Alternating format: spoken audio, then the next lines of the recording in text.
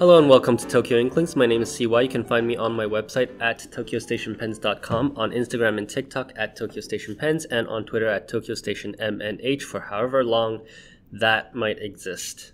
And my name is Jacob, and you know where to find me. Hello, my name is Khuê, and you can find me on Instagram at midaicat. Hi, I'm Alesa. I'm Inky Rocks. I think, Jacob, you should say, hello, my name is Jacob. You can find me in the show notes. I mean, might as well, right? with that. But this is, I believe, episode 76.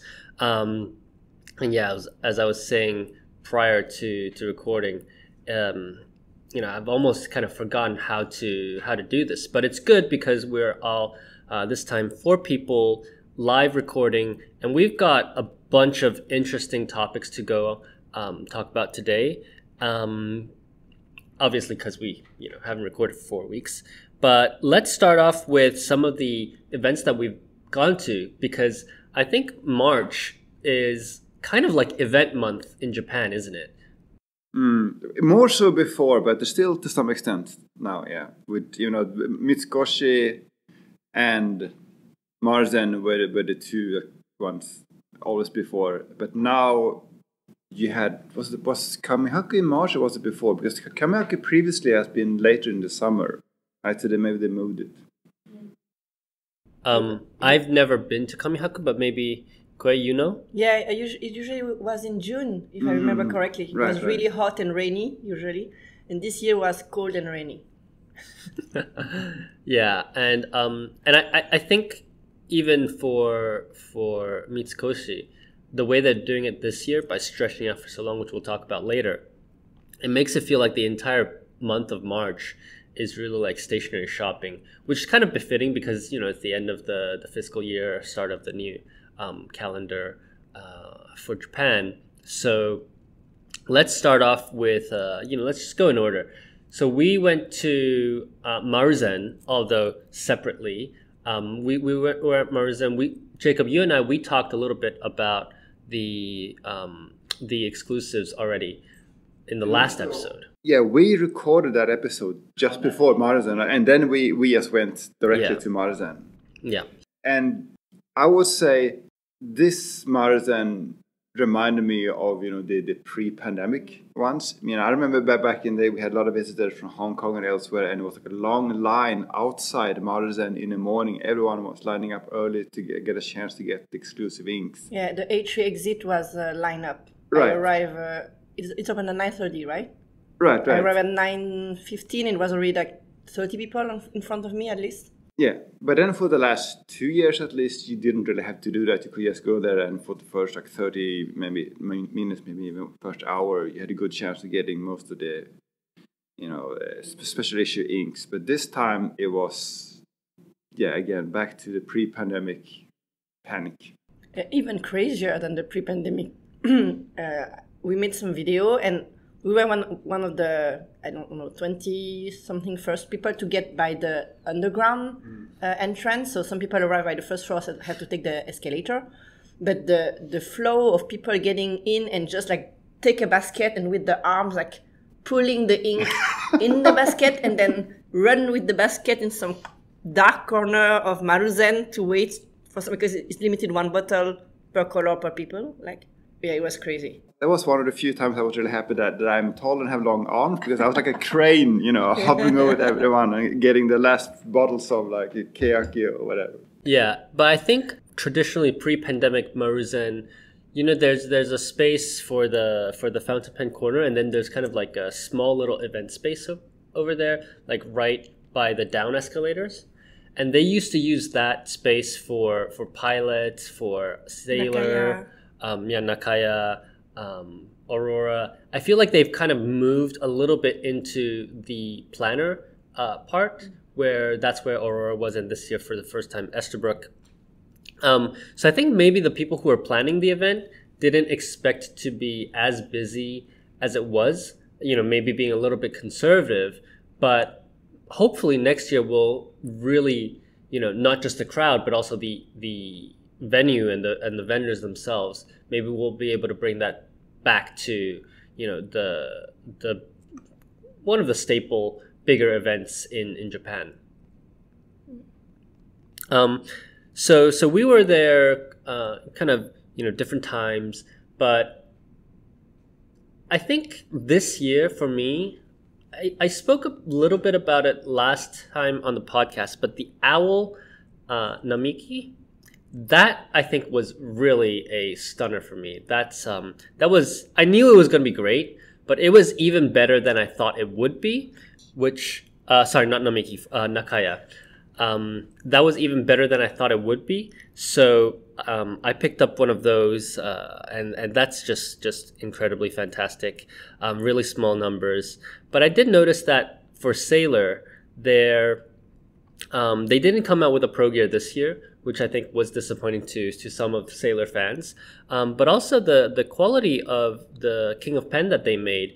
I know that one of our friends, Kyle, he bought a King of Pen, and it had like glue stuck on the barrel. And I'm wondering a little bit, what's going on. There's a lot less Sailor representation at that show, and hopefully next year they'll bring that back. Did you all have any, anything that you guys picked up or that you liked in particular from the show? Well, since you usually bring me on here to be controversial, I'll fulfill that. Maruzen is by far the most boring pen show that Japan puts out. All the pens there are expensive pens. They're out of reach of most, I think, pen collectors. And I only go to pick stuff up for friends. And I think that I see Khuê over here nodding her head. So I am spitting truth over here. But and the inks they release them in their limited edition, which is nice. But there's a lot of, this is the land of ink. So yeah, I can see why collectors would want to go. But all I saw was like a lot of Western brands. There were a lot of counters for Western brands, and they didn't put out a Sailor this time. They're really cutting out a lot of this new group of people that like ink and stuff. They're kind of reverting back to that old, buy one pen a year and it's $1,000 kind of collector. And I felt like it was a step back this year. I think it's still fascinating that the inks are so popular, but I wonder if it has to do with the fact that Maruzen is one of the last holdouts that don't sell the good stuff online, right? So I think part of it is that people just buy a whole bunch of, Kirin or Sakuramichi to resell, right? Because it's so hard to buy them. Yeah. If Maruzen started selling these online, I think the popularity will just drop very quickly. Absolutely. Because they're not that special. Yeah, they're not. Yeah, the bottles are nice. I'm not a Kirin super fan, so I'll agree with you on that. But I think Sakuramichi is pretty nice. There's no other color out on the market like it, and I think that's saying something in the market of ink. So I'll disagree with you on that front. But I don't disagree that Maruzen is. I think it's important. It's interesting because it's institutional. It's not interesting because of the things that are sold there. And it's interesting because it can pull the big guns with Pilot and get, limited edition Pilot pens that are more often than not, they're not available to other stores. So the power of Maruzen is institutional. But I think it's interesting that how different now the Nihonbashi and Marunouchi stores are, because the Nihonbashi store is doing exactly the same thing they've always done, right? They're very traditional, while the Marunouchi store, so the Oasis store, is more in tune with what you're describing, the new audience. They have glass pen events, they have inks, they bring inks from all the regional stores, and just more stuff to see there. Yeah, that's why I go to the Oasis one. I don't go to the Nihonbashi one very often, just because it is, my pockets aren't deep enough. Yeah, and I think it's kind of smart to maybe split it out like that, so that you don't have a bunch of those specific Pilot collectors looking at maybe some of the more entry level pens or the entry level products and saying, oh yeah, what's this doing at my Maruzen pen show, right? So maybe there's something to be said there, but I'm glad that this space exists, and I'm glad that they're able to create it. And I think it will continue to be an institution. I think no matter how quote unquote boring it is, we'll still go because the people who show up are interesting. And for example, this year, H-Works, the guys that make pens out of titanium, they were showing there. I don't think they sold much because their stuff is pretty expensive. And Nakaya had a small table afterwards. They weren't there all days. But I enjoyed speaking with Eboya. That was really fun. And, they recognized me. They said, oh, we saw you in Pen World in the magazine. I was like, what, you read Pen World? But yeah, so that was really nice to talk to them as well. So for me, Maruzen is kind of like, you go there, you get the inks, and then, you sit in the cafe and you chat afterwards. It's more of an institutional event like that.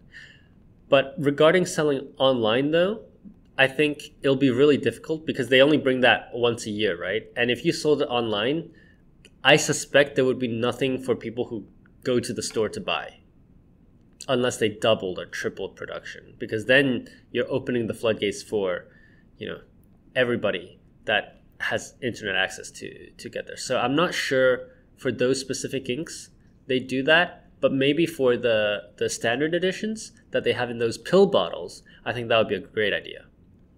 Well, it depends on what their goal is. If the goal is to draw a big crowd to their brick and mortar event once a year, or is the goal to sell ink, right?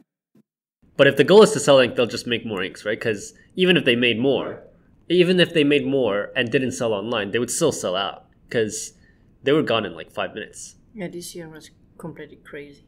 Yeah. So either way, they have to make more inks. But maybe that's not their goal. So, yeah, well, at least they don't need to make more of that Hayashi. Right. The one that stayed 2 years on the shelf. I saw that they still had you can tell if it's an original release. with the shape of the seal. Stickers, yeah. And I think they were selling the originals on the shelf. Yeah. So that was pretty funny. So that's enough of Maruzen. After Maruzen, 1 week later, Mitsukoshi started their kind of almost month-long event. And we said last month that last year it was the same week as Maruzen. And we kind of felt that it was maybe trying to send a message. Like, is there anything going on? This year, they have moved it to a week back so it doesn't clash. And they've made it like 3 weeks long. So what do you think about this new format? What do you mean new format? So last year they had everybody do show for 1 week, for the entire week. But this year they made it like 3 or 4 weeks. And they've split it up. So each vendor is only there for a couple days, and then they switch out to the next vendor. So Nagahara was only there for a weekend, and then there was a Drillog there for a couple days. Then they swapped out Toyoka for a couple days, and then now Rubber Stamps. They swapped out some of the wooden pen makers. So it's like almost incentivizing you. Yeah, you have to keep going back. You have to have a subscription and live there. Take a hotel in front. Well, maybe they have limited space. That's what I'm thinking. It's the space. But so I went there twice. I went there once during the wooden pen event, whatever they call that, like the Bungo event, and then once again during the ink event. And when I went there during that wooden pen event, there was a long line of people wanting to buy these wooden ballpoints. When I went there for the ink event, that was a bit surreal because it was a weekday, so maybe that's why I had a day off. But I went there and it was a fully stocked shelves, like all of these like normal unobtainium inks, all the Kobayashi, all the Ishimaru, all the the various like Tohoku inks were all there for the stock. You could buy anything, and there was almost no one there. I've never seen anything like it. So I was surprised by the absence of crowds. And again, maybe it's because it was a weekday, but previously we've been to like weekday events, and the Numa crowd doesn't. They go there anyway.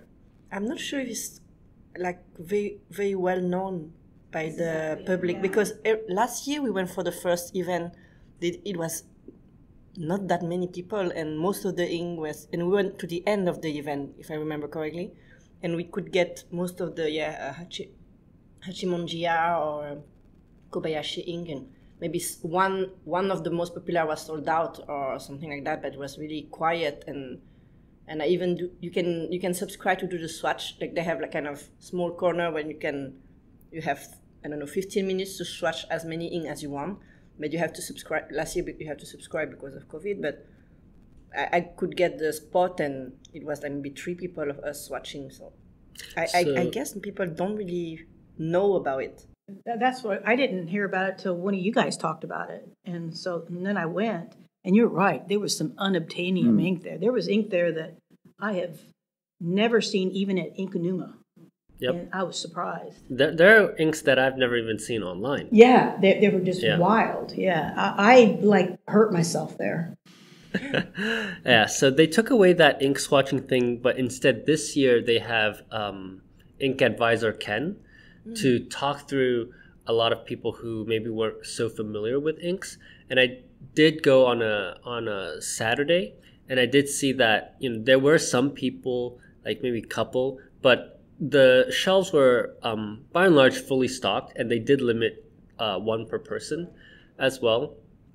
So maybe that helped, maybe that didn't. I don't really know, but nonetheless, I think it's definitely less crazy than for example, an Inkanuma event that's held by Bungujoshi, right? And those were like crazy. Event. Yeah, and I kind of like it that way. I kind of prefer it that way. For me, it's a better shopping experience, and I think because they had the event on for so long, it helped distribute the people that wanted to go and get the stuff. So I actually think they did a good job this year. And I also enjoy being able to talk to some of the sales reps. I talked to the tag guy about a few things. That was quite interesting. First of all, I asked, which of your inks are most popular. And he said that by far, no comparison, Hisoko is still the most popular ink. There's just no comparison. Seriously? Yeah. Everyone wants that Hisoko ink. The second most popular is the Sakura Nezumi, that sort of dusty purple ink. But one increasingly popular one is the new ink, which I guess we can talk more about later. That new that's blue-greenish.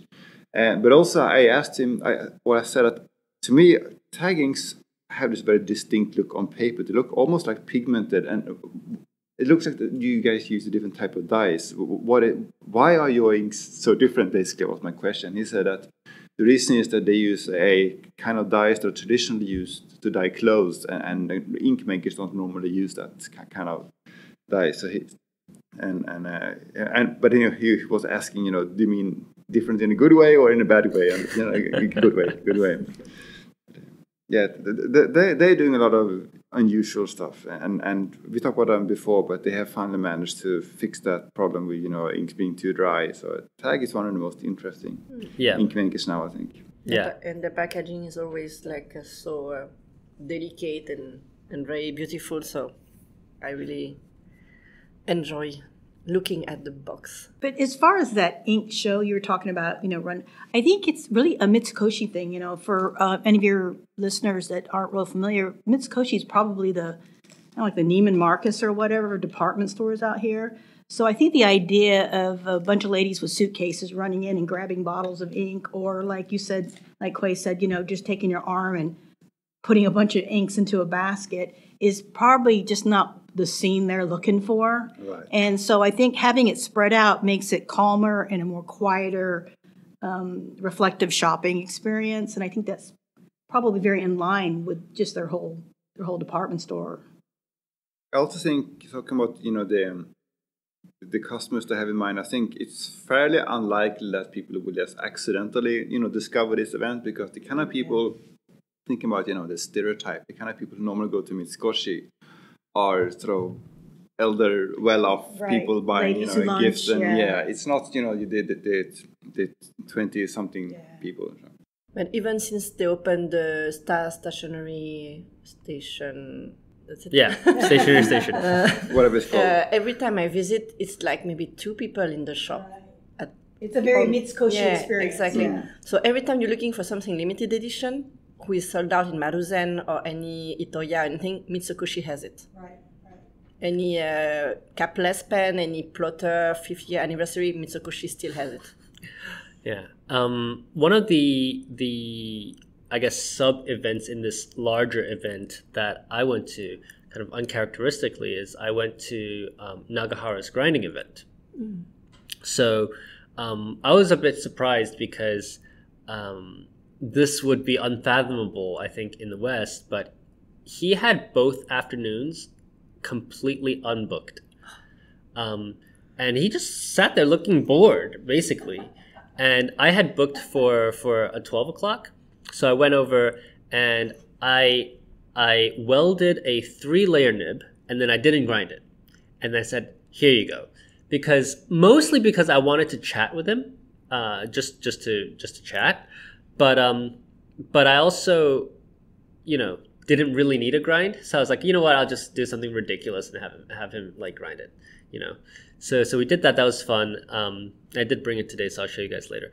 But really interestingly, Nagahara, he has traditionally gone to the SF Pen Show when it was available to go.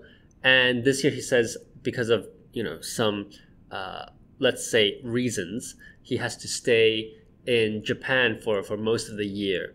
But the exciting thing is that his son, who we've talked about already, will officially make a debut at this year's Tokyo International Pen Show, and they will go to the Tainan Pen Show. So for folks who can't make it to the Tokyo Pen Show but maybe are thinking about Tainan, that's where you'll be able to catch him. But I think that will be the only international engagement that he has this year. But outside of that, it was quite fun chatting with him, learning about, welding nibs and talking to him.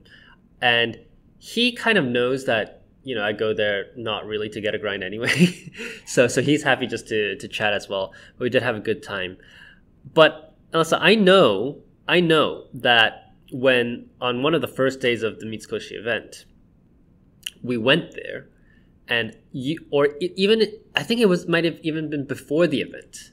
You bought something at Stationery Station. That was before the event, yeah. Right? Like you fell into that blue theme. So you want to talk a little bit about those? I just basically got Stationery Stations put out a Decimo that's kind of an ombre with the blue on the ends, and then it's kind of white in the middle.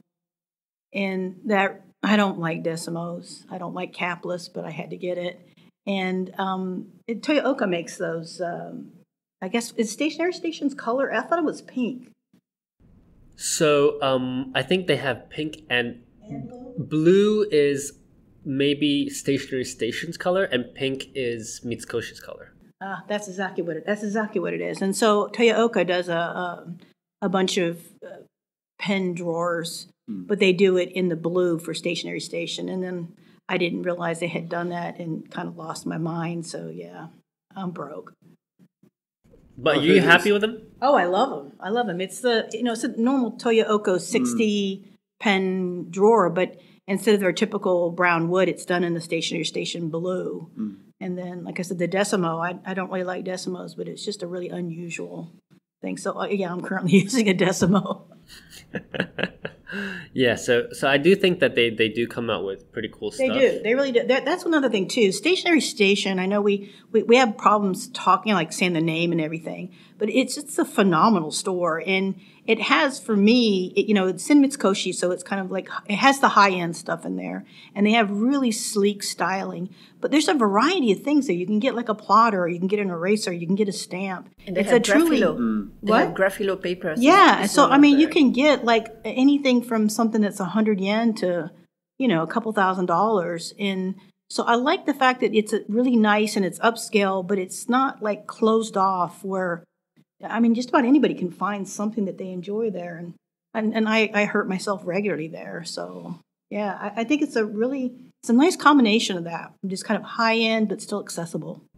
And I guess we have to mention that it's very close to Maruzen, it's very close to Ginza, Itoya. So you have to start from Nihonbashi, do Mitsukushi, then go down, go to, I think, a touch and flow in the building a little bit down. Then you have Haibara papers. So you can do that kind of marathon from Nihonbashi and finish in Itoya. Yeah, you're right. One day shopping.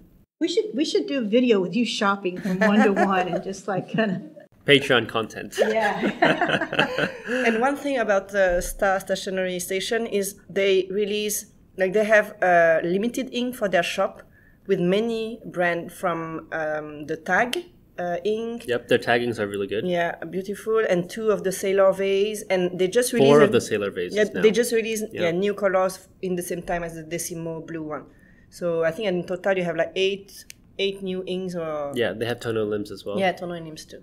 And by the way, they've also jumped on that, color-changing ink bandwagons. One of the new inks, it's really interesting. It just blue on Cosmo Air Light, and then it's like brown burgundy on Tomo River. It's really weird. Oh, that's right. That's right. Yeah. So I actually have it swatched right in front of me, and it's got this like sheen to it as well.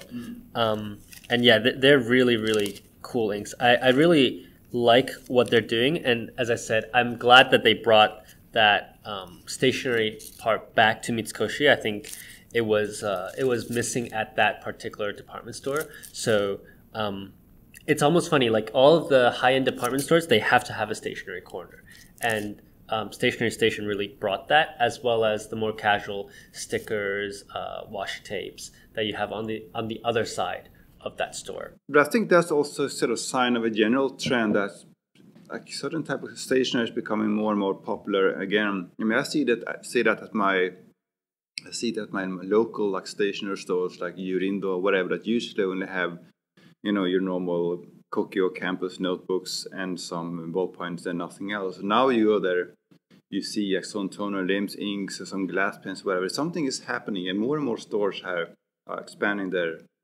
lineup of ink and other exciting stationery. Yeah, and then we have Kamihaku, which, Jacob, did you go to Kamihaku this year? No, I didn't have time this year. Okay, so we gotta give the spotlight to the 2 ladies. Yeah. So it was very, very, very, very crowded. It's open at, I think, 9:30 for the one who get kind of like early bird tickets with Tegamisha, and 10 for the priority tickets or the one that you buy on the day. But when you arrive, like even I live close by, so I arrived maybe a little bit before 10 with my mother-in-law who just landed the day before from Switzerland, so it was completely jet lag. I'm a very nice daughter-in-law.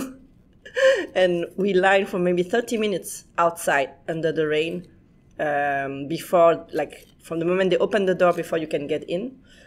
And it was like 3 floors of stationery and other craft thing. They separate kind of 1 floor around papers and magazine, fanzine, 1 floor more like masking tape and stationery in general, and 1 floor more rubber stamp and like artist carving stamp and stuff like that.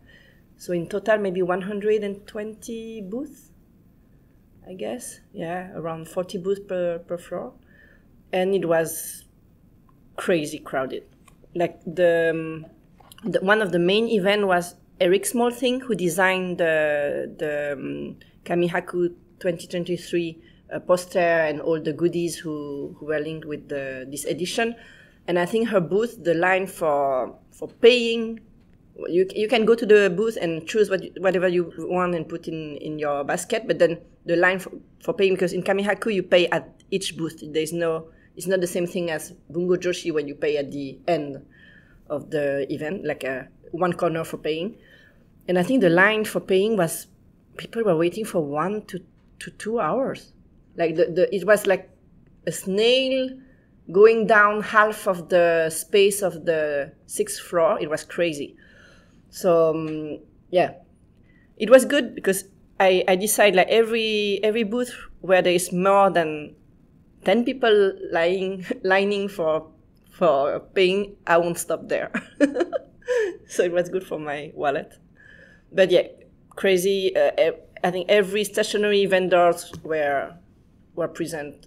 No ink, like a really more like stationery event, but still Tag was there, and Yamamoto Papers was there for the more like paper and ink stuff, but mostly like stickers, a seal, rubber stamp, masking tape, billions of masking tapes. But it's less savage than Bungujoshi. It's less savage than Bungujoshi. The event is also less savage. Yes. Well, just in case you listened on, Kamihaku basically is a paper fair, so it's supposed to be built around paper. And much like Khuê said, when I got one of the early tickets and then got held up with something, showed up late.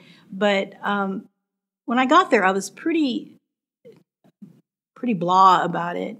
But then I had lunch with Khuê and her gang of the Mitts, and I was like asking them, like, what are you guys seeing here?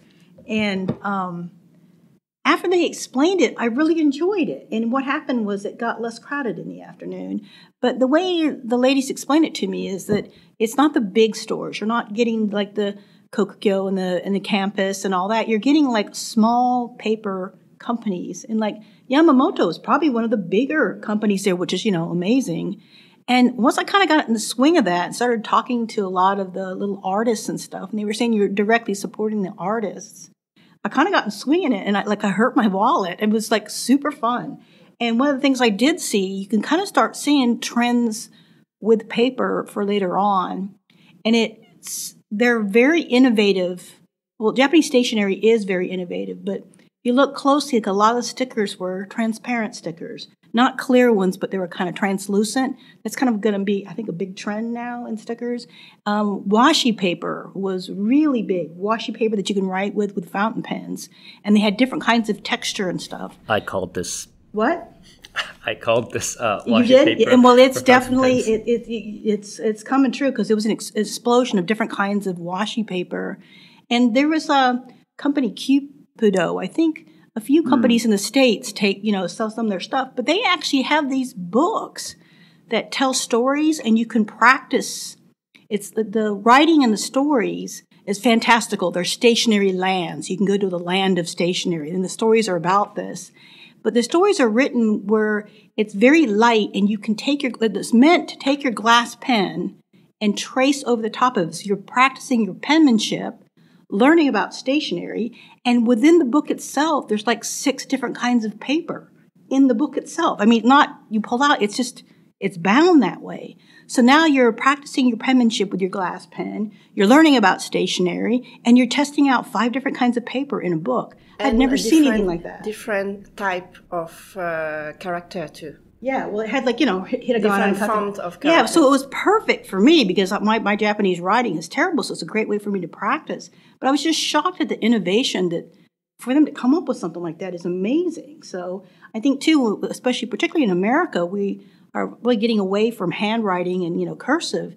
That would just be a real bonus to have, I think. And yeah, as you mentioned, Kamihaku was one of the first events I visited in 2018 when I arrived in Tokyo, and I still remember that some of the very unknown illustrator, artists, hand-carved stamp makers start with a small table, sell some of their masking tape, and 6 months, 1 year after, they become very, very big with Instagram, of course, but they got invited in many events. They make posters for many stationery events. And so, Eric's small thing was making hand carved, but now she's so big in Japan. Or Nenene Nekti, so many of them just Kotori, explode with Kamihaku. So it's a very nice way to meet some of the artists you follow on Instagram, because usually they are in person there. Some of them are really nice. You buy something for a certain amount, they will sketch for you a small drawing on a business card as a souvenir. Some of them give you limited edition stickers. They have made a handmade rubber stamp that you can use on the booth. So it's really for stationery and paper lovers, and you have this direct contact with the artists who make it very interesting and very nice. I really had fun. As much as I hate Bungujoshi, I love Kamihake. But what I remember from last year is that not only did you have to pay at each table, but also most vendors took only cash. Yes. And that combination is a little bit too much friction to buy most things, I think. You have to think both. Like, you have to think twice. If you go to a booth and they say cash only, you are like, okay, do I buy it now? Or do I go around and come back later? Because Which actually is very, very good, I think. Yeah, I won't say the name of one of our friends who said, I will go cash only to be sure. And then I met her 2 hours later before leaving the fair, and I saw her giving her credit card to the vendor, and I looked at her, what are you doing? I said, it's too late. It's too late. And I was like, okay, I won't judge. It's your, I understand. I can understand. You touched on that before, but this is exactly why Bungujoshi in Kunuma is so dangerous, right? That not only can you pay with PayPay or credit card or whatever, but you pay at the end, so you have your whole bag full of stuff, and you don't even know how much you bought, and by the time you're about to pay, it's too late, right? Yes, I'm not going to go back and put stuff back. Yeah. All right, and we didn't even get to talk about like Wagner or Knox events. Travelers had an event. TSL had an event. So if we do this, we'll be here for like 4 hours. Yes. So maybe we'll save that. But I think going back to the beginning of this conversation, March is really kind of stationary event for like stationary event month for Japan. Not only that, with all the sakura and the people coming over, it's just been a hectic month, as well as the end of the fiscal year. So I know Jacob, you particularly are probably drowning in work, but yeah, it's a wild time here in March. Let's move on to our next topic, which I think will be I actually don't know, because this place is ridiculous, but. One of the more ridiculous releases that I've seen so far, a few weeks ago, even like last year or the beginning of this year when we were doing our recap episode on January 1st, we talked about how Platinum, like we want Platinum to do something. And last week, I think we talked about these matte Kiridases, which... turns out they are true. They're coming, and they are just as ugly as the transparent ones. Oops, I didn't say that. Strike that from the record. But we wanted them to fortify their lineup, and they came out with this press release. So if I may just quickly translate this into English. So the name of this ink is called Chokuro, which sounds like something that like a 15-year-old girl would say. It's like kind of this ghetto talk. It's in English. I like to think of it as somebody's like, yeah, that's hella black. Yeah, right. That would be it. Yeah. So chokuro. So it says with over 100 years of history, Platinum Fountain Pens has created the most black water-based ink ever to be developed in history. And the reason why we wanted to make this ink is because our users asked for a black that was even darker than or even blacker than what we have on the market. So we tested during the development the resistance to rubbing, the resistance to water, resistance to light, and we have created the ultimate black ink. This is even darker than the black inks that we already have on the market. We can see this clearly in the values that you see in the color values, and this is proven, this is fact.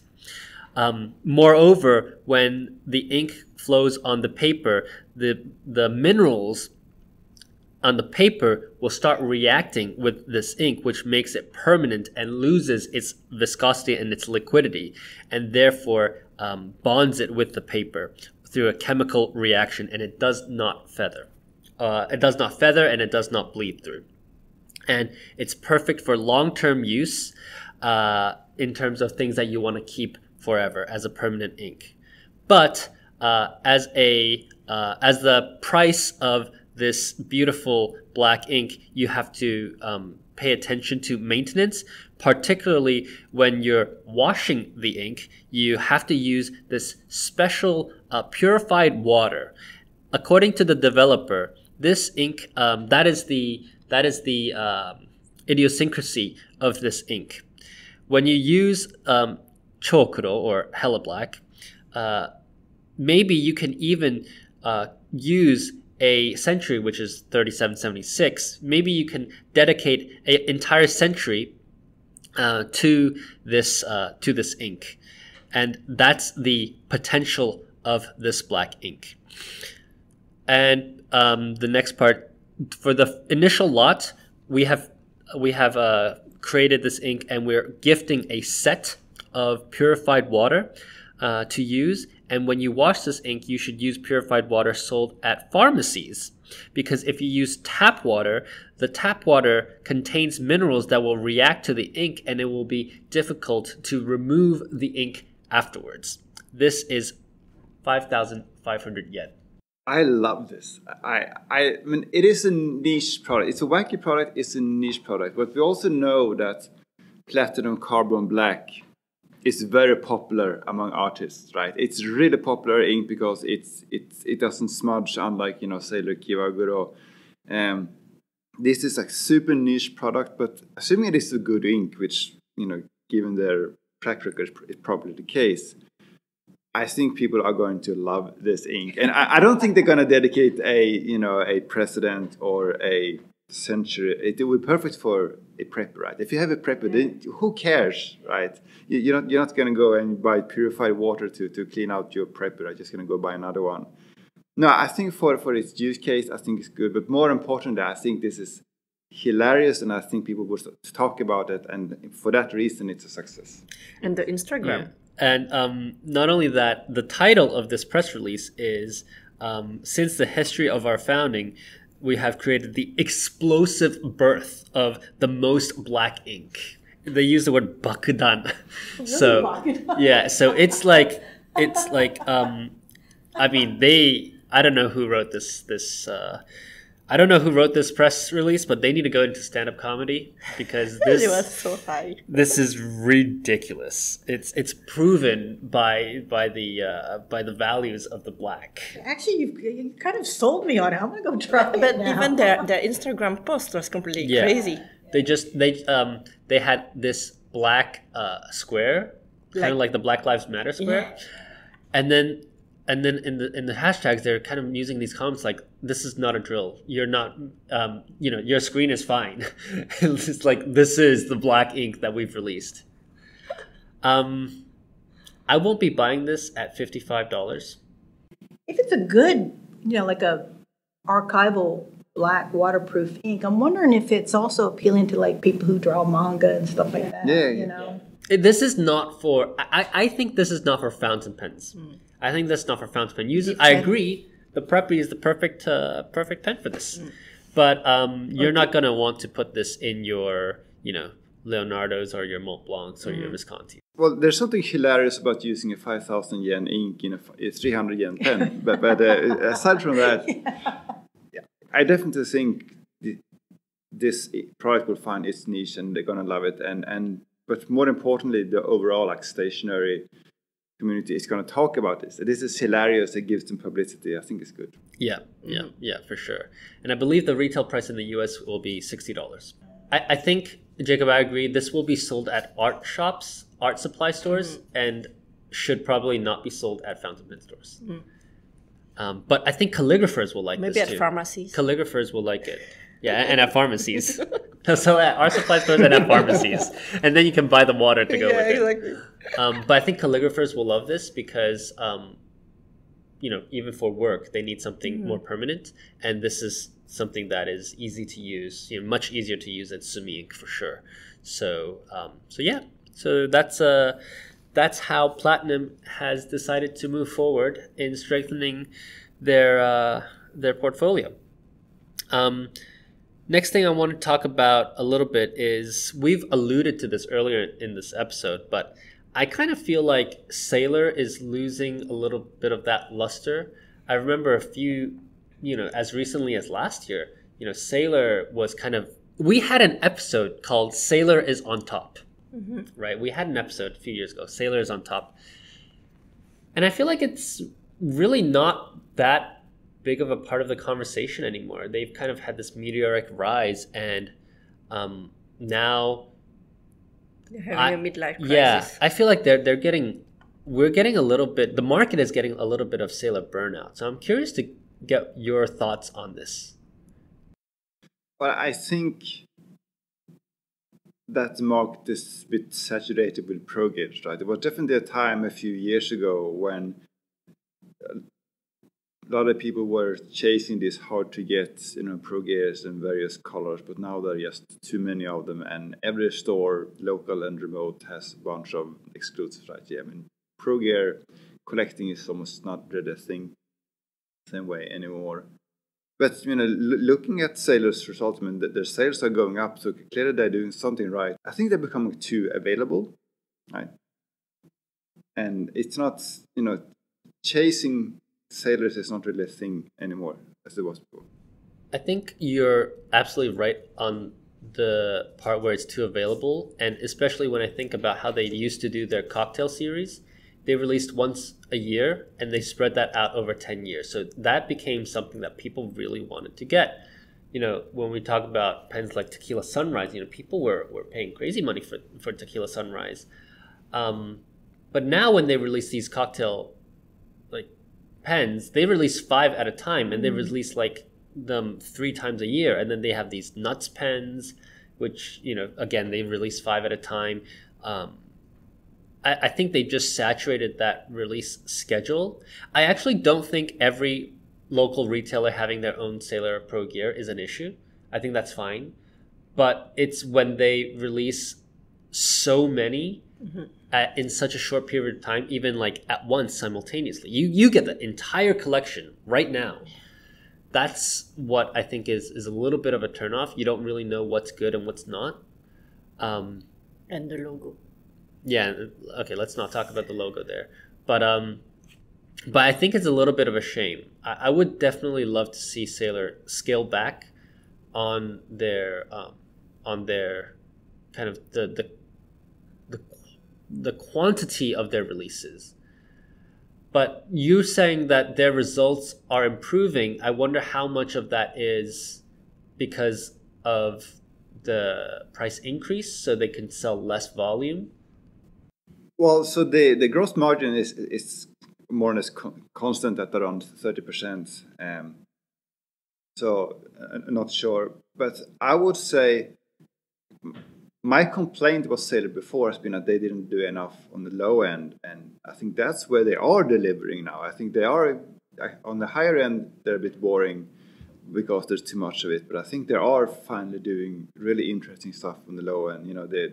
The 2 series of Yurameko inks, the Hokoro, these new Prophet Juniors in interesting colors finally. So I think that's where Sailor is, getting it right. And I think you're right, because I was in Osaka last week, or I should say this week, and the Yurameku pens with the Fude de Mannen, the one that they were selling as a set, almost all the stores that I went to had sold out of them. And yeah, as you say, it's something easy for people to... It's in that lower end of the aspirational sphere where, $40 is expensive for a pen, objectively, no doubt. But it's also not a ridiculous amount. It's not $500. So yeah, I think you're right. But I do think that for, kind of hardcore pen enthusiasts, it's a little bit of a shame what's happening right now with Sailor, with the limited editions, because I would love to keep collecting those, but they're just so many. But we have a master collector amongst our midst here. I think I like to collect. At least I try to concentrate in these shimmering magic Sailor ones, and I'm glad that Kyoko Shishikura-san didn't release a new one for Maruzen this year, because I'm quite broke at the moment. But yeah, as you said, what they do this series, and sometimes they even sell them as a set of the 10 or the 5 pens together. And I'm like, I don't know, it's personally for me, it loses kind of the fact that you want to wait for the next season one, which color you want to guess which color it will be if it's like a series of them. It's like buy them all, and I don't know, it's, at least for me, it's not, it doesn't, I don't even look at them anymore. But Ancora, for example, released their 2nd year anniversary pro gear. I didn't get it because it was not, but I got it for a friend. And I think, yeah, this kind of partnership is quite nice when like they stay with the shop and they release every year a new one who stay in the same line, kind of family. With a story. Exactly. This I really enjoy. This time I didn't. But I think that there's a bit of an irony here in that we are kind of bored with Sailor because they have delivered everything we've asked them to do, right? We've been screaming for more pro gears, bring back the specialty nibs, allow us to customize the pro gears, do more on the low end. It's like they've delivered everything we asked them to do. It's like, now what? Like, well, we don't even know what we want them to do. Too fast, maybe. To me, I liken them to like Tono Limbs. In the beginning, when I was buying Tono Limbs off of Amazon, right, I was excited about this brand. I was like, yeah, they got some nice colors. And then they release one ink every 3 days. And I just couldn't keep up with that. And I think that there's a little bit of that fatigue when everything is a special edition, then nothing is a special edition. Yeah, exactly. But a lot of brands in Japan are going in this way. I don't know if it's because they reopened the borders and a lot of tourism are coming, but I have the impression that it's never stop. Like every 2 days you have limited edition, and then the same brand 1 week after limited edition. It's like, what? Didn't you just release one? I don't know. Is there a new marketing way? Speaking of Shishikura-san, though, she had announced last week that she had left Sunrise Trading, which was a division of Sailor, or rather Sailor owned Sunrise Trading. Mm-hmm. So I suspect that we will see much less, if not none, Sailor Shishikuras anymore. So that is, I think, an interesting news for serious collectors of Sailor. So again, our Shishikura expert, do you have a comment on that? So you mean that my pen's value will get higher, right?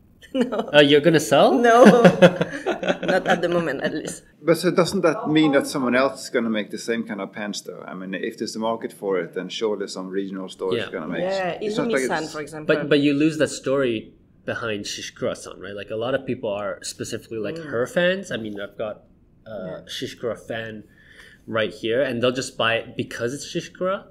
But now, if another person designs it, you're starting that story again. I don't know. I have a feeling there's a lot of people buying these pens on like eBay or from JP Select who don't even know it's a Shishikura pen. It's like a sparkly pen. Yeah, of course, there will be those people, but then there are also other people like our friend here. But I could say that the last, 3-5 edition, I was less impressed than her first series, who really just blowing my mind. The amount of sparkling and the colors you choose. Maybe the last 2 or 3, the one for Maruzen, the color seems a little bit more like, less vivid, a little more like, how to say it in English? The green, this kind of like khaki greens, and I don't know, it was less my thing. So maybe we're waiting for a new person to... Yeah, and the customers seem to agree, right? Because as we said, that lemon pen didn't sell very fast. And it was the same with some of the recent previous releases, right? That they have been available for months and months and months after these events. Yeah, even the Hanabi one. Right. We were like a bit... But that sold out. That sold out faster than the lemon. Yeah. The lemon was a lemon. The lemon was a lemon. Hey, that's another title. Yeah. But I do know where Shishikura is going next. You do? Okay. She announced it today. She's going to Tono and Limbs. Tono Limbs. I saw the bottles. She has joined Tono and Limbs as of today. I mean, there was a little bit of an April Fool's announcement from Tono and Limbs, which I really didn't appreciate. But this one was real. It's real. It's real. And she's joined Tono and Limbs.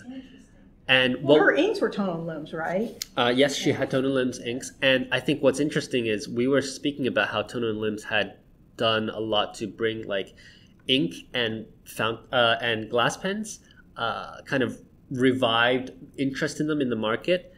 And her role in Tonal Limbs is going to be to do specifically with fountain pens, I believe, at least according to the press release that I read. So, you know, I'm very curious to see. I've spoken about this in the review episode, but what's that pipeline from inks, glass pens to fountain pens to that higher end? I think it will be an interesting bridge. Mm-hmm. By the way, about the dates, I think we talked about this before, but it has been a sort of confusion in the past because many Japanese companies, they do issue press releases on April 1st because it's the new day of the financial year, and I guess misunderstood by people in the West as an April Fool's joke. But it's now, I was talking to the front desk here, you know, and I was trying to tell them that this was not an April Fool's thing with everybody coming in. And she goes, oh, yeah, we have April Fools here in Japan. I didn't know that. She said that it was kind of like catching on, like Halloween's a big thing. So she said, yeah, you have to be careful now on April 1st. So I thought that was interesting. So I didn't know it was a thing in Japan, or a growing thing, maybe, a westernization or something. But so she said, be careful. Yeah, for sure. It was weird. This other weird Tonal Limbs kind of April Fool's thing was they said that because of disagreements, they were going to part ways with Betchery and Hase. And I was like, well, that's kind of big news. And then I read it and I'm like, oh, it's like totally fake. And it's And so strange. it was a little bit upsetting to me because I thought that April Fool's... Like the way they did fun, right? It should be fun. Yeah, it should be positive, Yeah, right? yeah. Like how I think at Dominant Industries they did it with like, or was it Waringle with the fried chicken ink last year? Like that's fun. And then they actually went and Yeah, did it. they did it. It's quite popular. yeah. wasn't it? Yeah. So that's fun. But I feel like, you know, saying, oh, we had a disagreement, that's kind of like bringing a little bit of negative energy. Yeah. So I didn't really appreciate that. It's But- like faking sickness or stuff like Yeah. that. It's like that. Yeah. But I am very interested. I don't know if I'm excited, but I'm interested in seeing what Shishikura brings to the table in that crowd and whether we're going to, you know, start connecting those dots. But she has had Tonal Limbs inks for a while. To be honest, not the most exciting one. Yeah, it's a blue, The Serious purple. Blue and Exactly. the first series one, and then the season one, the watermelon exactly. and stuff like that. So she's been working with them for a while. But yeah, it will be interesting to see. By the way, just one more thing while we're on the topic of Tonal Limbs. They're going to have the big ink event in Tokyo this month in April. So we'll see if we end up joining that one. That has become, I would say, become the new Inkunuma in that you have everything you had at Inkunuma except that it's actually free. Yeah, I'm Exhausted. okay. Inked out. Okay. Lastly, a little bit of personal news. I think people might know this already, but I am collaborating with Esterbrook on one of their new custom nib program nibs. It's taken me a long time, and the ironic thing is that they will not make it to Japan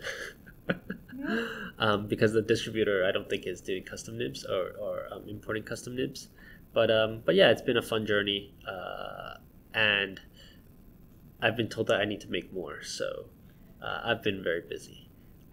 But yeah, I think that's all the topics that... While we're on the topic of personal announcements, so I'm now a columnist in Shumunu Bungobaku, or a hobby stationery box. Yeah, so I've written 2 columns so far. The first one was about, you know, popularity of like Japanese planners overseas. I wrote about Yoseka Stationery. I wrote about like Stationery Brew on Twitch and so on. And in the second one, I wrote about the popularity of like Urushi at Bokomundo, Garage, Woodworking, and also Jonathan Brooks. Yeah, Wow, congratulations. Congratulations. Shell out money for these magazines. And I don't know if you know, like Bungo Box has moved to like Kanda area, and they re-released the Mikan ink. So I know that a lot of people were looking for it, and now it's already. Have you been? Have you been? To No, it it was we the should do same a field weekend. trip. Yeah, it was the same weekend as some event, and I couldn't at Kamihaku. Was the same weekend as Kamihaku. I think I'll go today. Okay, any announcement from you? No, I'm boring. All right, and with that being said, that's been episode 76. Thank you all very much for listening. again, help us share this podcast, share with your friends, share with your family, share with your brothers and sisters, share with your dog. We like cats too, so that's okay. Anybody with ears, we will take them. And my name is CY. You can find me on my website at tokyostationpens.com, on Instagram and TikTok at tokyostationpens, and on Twitter at tokyostationmnh. And my name is Jacob, and you can find me in the current issue of Shumino Bungabaku. My name is Khuê. You can find me on Instagram at MiraiCat. And I'm Alesa Inky Rocks. All right, thank you. Bye-bye. Bye. Bye.